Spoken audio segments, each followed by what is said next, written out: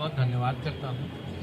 और मैं आप सभी को एक बात जरूर बोलना चाहूँगा कि संविदा हो चाहे अंशकालीन और संविदा एक ऐसा अभिशाप है हमारे जीवन में। क्या है, सरकार बनाने के लिए सरकार के जितने जो मंत्री और नेता रहते हैं वो हमारे और आपके बीच से हैं। हमारे और आपके बीच कहने का मतलब कि हमारे ही समाज से निकलकर वो उस मुकाम तक पहुंचते हैं और अपना एक तो पद बनाते हैं जिसे हम संबोधन के रूप में मंत्री या मुख्यमंत्री या नेता या जनप्रतिनिधि बोलते हैं। लेकिन वो समाज से निकलने के बाद आम जनता को जमीनी स्तर की जो जानकारी रहती है उन तक नहीं पहुंच पाती है। आज अंशकालीन यहाँ जो कर्मचारी संघ जो बैठा हुआ है वो अपनी तकलीफ को लेकर बैठा हुआ है, अपने बच्चे के भविष्य को लेकर बैठा हुआ है। हमें यहाँ बैठने का शौक नहीं है, लेकिन उनके द्वारा जो हमारे समाज से निकलकर और वो जो रायपुर राजधानी में जैसे बैठकर सारे शासन को संचालित करते हैं, उनके मंशा के ऊपर ये सवाल बनता है क्योंकि हम यहाँ बैठे हैं। और मैं ऐसा कतई नहीं कहूँगा कि हमारी मांगों को जो है वो आप ध्यान न दें, बिल्कुल ध्यान दें, क्योंकि हम आपकी जनता हैं। हमारे ही वोट से आपकी सरकार बनती है और हमारे ही वोट से आपकी सरकार जाती है। लेकिन हमारे कहने का अर्थ ये है कि आप हमारे समाज से, हमारे बीच से निकले हुए व्यक्ति हैं जिसे आप इस राज्य को संचालित कर रहे हैं। लेकिन हमारे ध्यान को और हमारे बच्चे के भविष्य को देखते हुए हमारा उम्र जो है, आज हमारे जो अंशकालीन साथी यहाँ बैठे हुए हैं, काफ़ी लोग ऐसे हैं जो अपने उम्र को लगभग पूरा कर चुके हैं।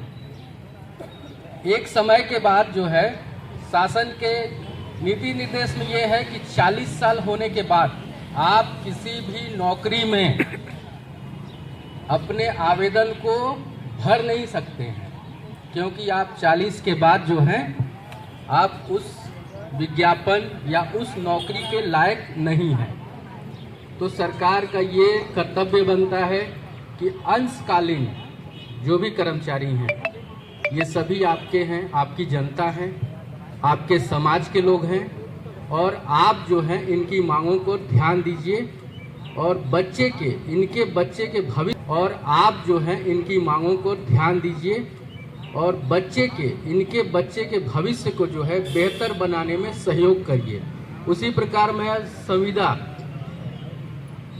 संविदा कर्मचारी है वो भी अपनी मांगों को लेकर बराबर पूरे छत्तीसगढ़ में ऐसे धरने प्रदर्शन हो रहे हैं। लेकिन आज तक जो है ये सरकार पता नहीं क्या है, कैसे है, क्या चाहती है, क्या मंशा है इनकी, वो ध्यान नहीं दे रही है। और मेरी सरकार से यही निवेदन और विनती है कि अंशकालीन, चाहे वो अंशकालीन हो, चाहे वो संविदा हो, चाहे वो आंगनबाड़ी हो, चाहे वो कोटवार हो, चाहे वो किसान हो, मतलब जितने भी विभाग हैं, जितने भी विभाग के कर्मचारी हैं उनकी मांगों को ध्यान दें ताकि वो अपने बच्चों के बेहतर भविष्य के लिए कुछ कर सकें। 9,000 या 6,000 या 5,000 में जो है ये जो हमारे कर्मचारी भाई बैठे हुए हैं वो अपने बच्चों के भविष्य को बेहतर नहीं बना सकते हैं, क्योंकि आज एक स्कूल का फीस है 2,500 से लेकर 5,000 तक।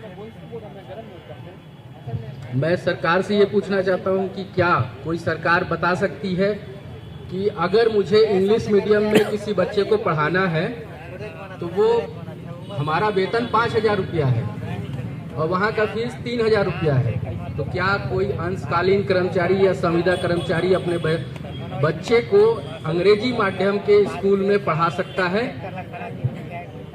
सभी का जवाब यही होगा कि बिल्कुल नहीं, हम अपने बच्चे को अंग्रेजी माध्यम के स्कूल में बिल्कुल नहीं पढ़ा सकते हैं, क्योंकि वहाँ का फीस 3,000 रुपया है, हमारा वेतन 5,000 रुपया, 2,000 रुपया बचेगा। तो 2,000 रुपया में क्या हम अपने घर को पाल सकते हैं? घर में माँ बाप हैं, भाई बहन हैं, माँ बाप बीमार हैं, हम खुद बीमार पड़ते हैं, हमारी परिवार बीमार पड़ते हैं, बच्चे बीमार पड़ते हैं, डॉक्टर का फीस 500 रुपया है, बचा हमारे हाथ में 1500 रुपया। 1500 रुपया में डॉक्टर अगर दवाई लिख देगा तो 800 का दवाई लिख देता है, तो कितना बचता है?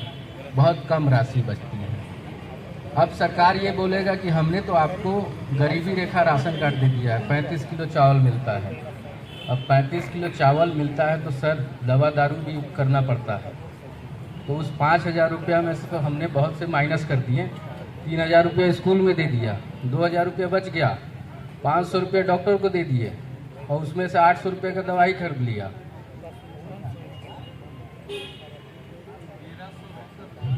देखिए अब हमारे बीच से एक